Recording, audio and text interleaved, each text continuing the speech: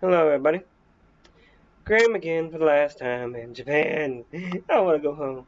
Please let me go home. Dealing with fake ghosts, dealing with a evil spirit, and now I'm going to deal with something called a Tsurubu Otoshi. It literally translates dropping like a good bucket. Literally.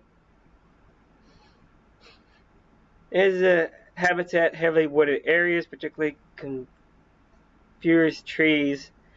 Parents Tsuri or Tsubi are gigantic disembodied heads of either human or Tengu or Oni.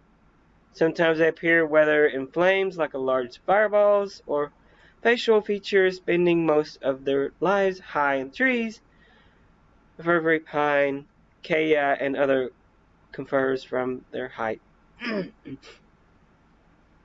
They live deep along paths in the forest or just outside town, where travelers are likely to pass.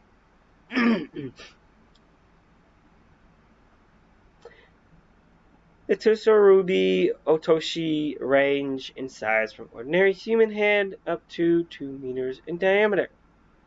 Behavior lurk in the treetops late at night and wait for unsuspected creatures to pass underneath them. When they need to feed, they drop quickly on the ground like a stone.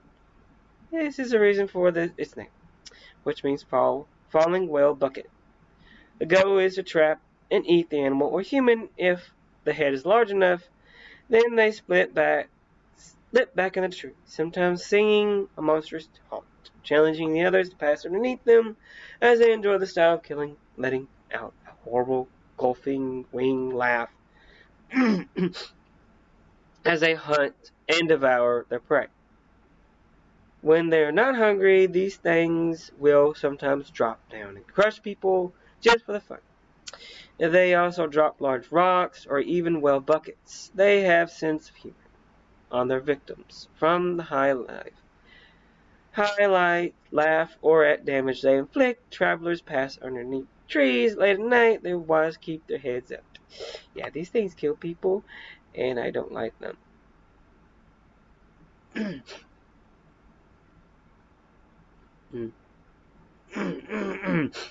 There's more here, but I just want to get the story so I can, yeah, kill. Tell you what happened. You see, the police called in their special squad, which we were working for. They had told them that they wanted us, my crew, to go on a hunt for these buckets, these heads that drop on people and kill them and eat them. This thing was a huge one, what they said. They said it looked like a oni or something like that. It was a big head. It was large, big enough to eat a person.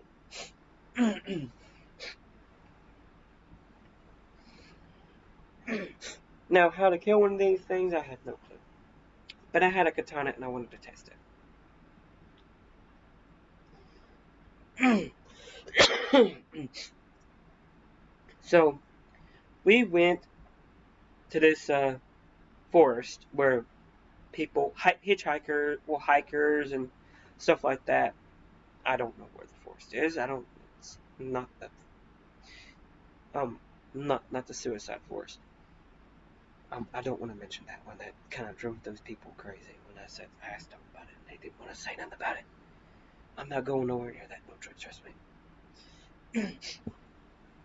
This is just outside of a town, a small town. And some hikers would go missing. And they assumed that it was one of these things. Because laughter could be one group of people walking through, and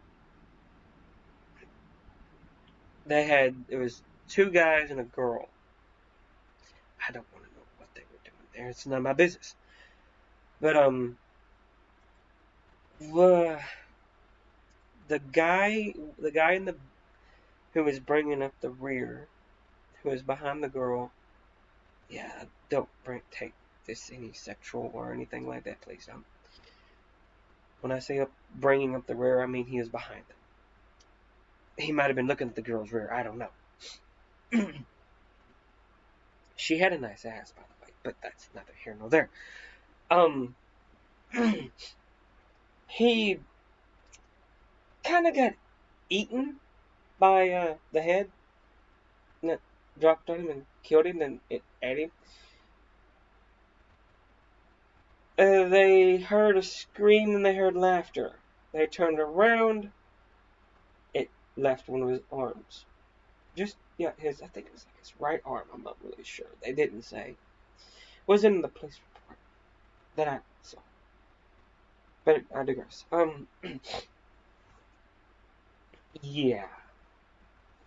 So, we went about in the trees, and, well, we went about in the forest about where they said it was. One of the police officers got a bucket dropped on his head. I don't know particularly what happened after that, but it got stuck pretty good on there. They had to cut it off. They could hear some demonic, well, not demonic, but evil laughter coming from the trees.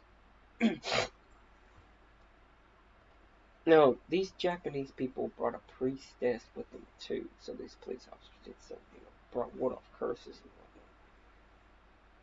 whatnot. Attempt to kill this thing. Now, if this stuff works, good on them. Well, the priestess put up a barrier around the tree.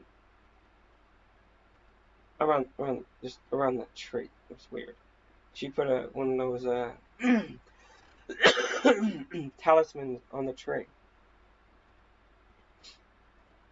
And the demon apparently did not like that, so it dropped quickly to the ground. And couldn't get out of the barrier. The barrier only appeared when the thing tried to get near people. It stood there and looked at us. Stared at us. Made a grin, smile, and went back up the tree. Now, she said this thing, as long as this talisman was on the tree, it would keep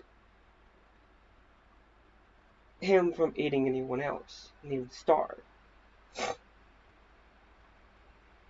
Now, how many of you people know that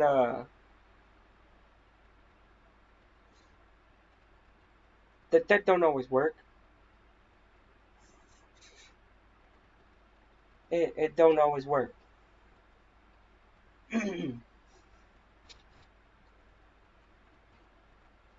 It don't always work. That's stuff. If you ever seen horror movies, that don't always work. I told her that's not gonna work for very long. There's gonna be some curious little dumbass kid come out here and pull that off there. She looked at me. Kids in this village are very nice. They're not gonna do that. Like, show me which one's the bully.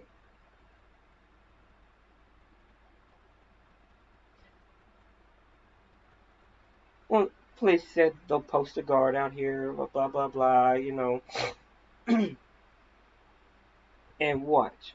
I told them watch what's gonna happen. One of those idiots is gonna let the kid come up there. The kid's gonna come up there when one of the guys is asleep, and they're gonna pull that thing off. Is it? No, it's not gonna happen. Whatever. We leave. Get a phone call. Exactly what happened. The kid guy went up there, took the thing off, took it home with him. For some weird reason. I don't know why. Yeah. Idiot police officer. He got a couple of shots off. So don't ask what they're gonna do. I go up there with them, and they cut down the tree. And the demon didn't like that, so it dropped down and started eating people, or trying to eat people. They shot it a couple of times. It kept coming at them, and well, it ate a couple more people, and couldn't move very well because it couldn't go up its tree because it cut the tree down. So it was just eating people, eating the police officer, hands, whatever it could eat. This thing got big, pretty damn big. So I run over there and I get behind, sneak up behind it and stab it in its big fat head with the samurai sword. It didn't like that. It started screaming, hollering, trying to turn around. It couldn't move. Yeah, I just commenced to stab it some more. It was just pointless at that point. It eventually just died. It couldn't do nothing because the tree was gone, and they basically it was just one tree, and it was too big to go up any of the other trees because there was no ya or pine. That was the only pine tree there, and yeah, it was a mess. But yeah, and the police thanked me, and they had a lot of body parts that incinerate or whatever. Yeah, those poor police officers missing hands because they got too damn close to it. I don't know why they did that. You trying to kick the thing and it eats your foot? You kicked in its mouth. The mouth is bigger than your body. Why you want to do that? But anyways, I digress. That happened. That's how my second trip to Japan went. I don't want to go to Japan no more. I wonder if I go to Greece, because we got a phone call from Greece. I wonder what happens if I go there. I'd be just as dangerous. I hope not. And again, the Greece do have some big ass bad guys. Oh well. Good luck and good night. God bless.